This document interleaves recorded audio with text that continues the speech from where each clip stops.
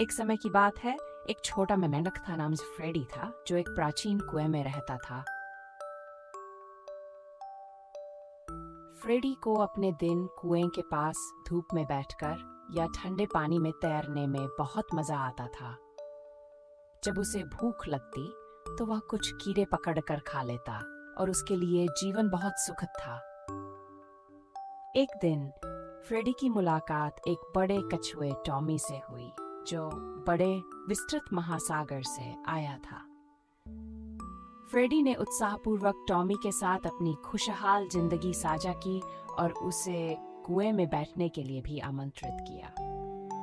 Freddy ने कहा, मुझे लगता है कि एक परी भी उतनी स्वतंत्र और खुश नहीं होगी जितना मैं हूं। टॉमी मुस्कुराते हुए सुना और फ्रेडी के पीछे कुएं में चला गया।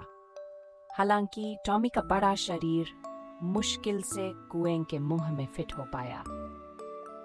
टॉमी हंसते हुए धीरे धीरे कुएं से बाहर निकला। उसने कहा, मेरा घर महासागर में है और ये इतना विशाल है कि मैं इसे शब्दों में बयां नहीं कर सकता। अगर बाढ़ आती है तो महासागर का पानी नहीं बढ़ेगा और अगर सूखा पड़ता है तो ये कम नहीं होगा। यह हमेशा से ऐसा ही रहा है और शायद हमेशा ऐसा ही रहेगा। सोचो, महासागर में रहना कितना शानदार होगा।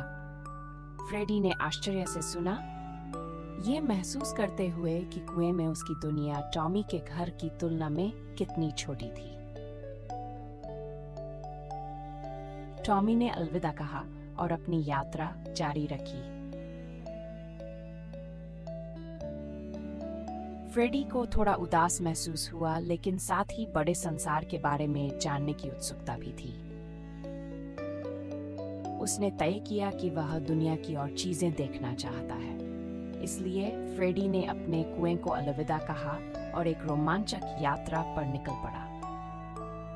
जैसे ही फ्रेडी घास के मैदान में कूदता हुआ जा रहा था, उसकी मुलाकात कई नए दोस्तों से हुई, जिनमें बेला खरगोश और सैमी गिलहरी भी शामिल थे। उन्होंने अपने घरों और जीवन की कहानियां साझा की, जो फ्रेडी के जीवन से बहुत अलग थीं। फ्रेडी ने हर नए दोस्त से बहुत कुछ सीखा। एक धूप भरी सुबह फ्रेडी ने एक चमचमाती धारा देखी। उसने इसे फॉलो करने का फैसला किया, यह सोचते हुए कि शायद यह उसे समुद्र तक ले जाए। रास्ते में उसकी मुलाकात एक बुद्धिमान बूढ़े उल्लू से हुई, जिसका नाम ओलिवर था और जो बहुत सी बातें जानता था। ओलिवर ने फ्रेडी को सलाह दी, दुनिया बहुत बड़ी है और हमेशा देखने और सीखने के लिए कुछ न कुछ होता है। कभी भी खोजबीन करना मत छोड़ो और तुम्हें हमेशा खुशी मिलेगी। फ्रेडी प्रेरित महसूस कर रहा था और उसने ओलिवर का धन्यवाद किया। आखिरकार फ्रेडी विशाल महासागर तक पहुंच गया, ठीक वैसे ही जैसे टॉमी ने बताया था। उसके ऊपर खुशी की लहर दौड़ गई और उसे पता चल गया कि उसने सही निर्णय लिया है।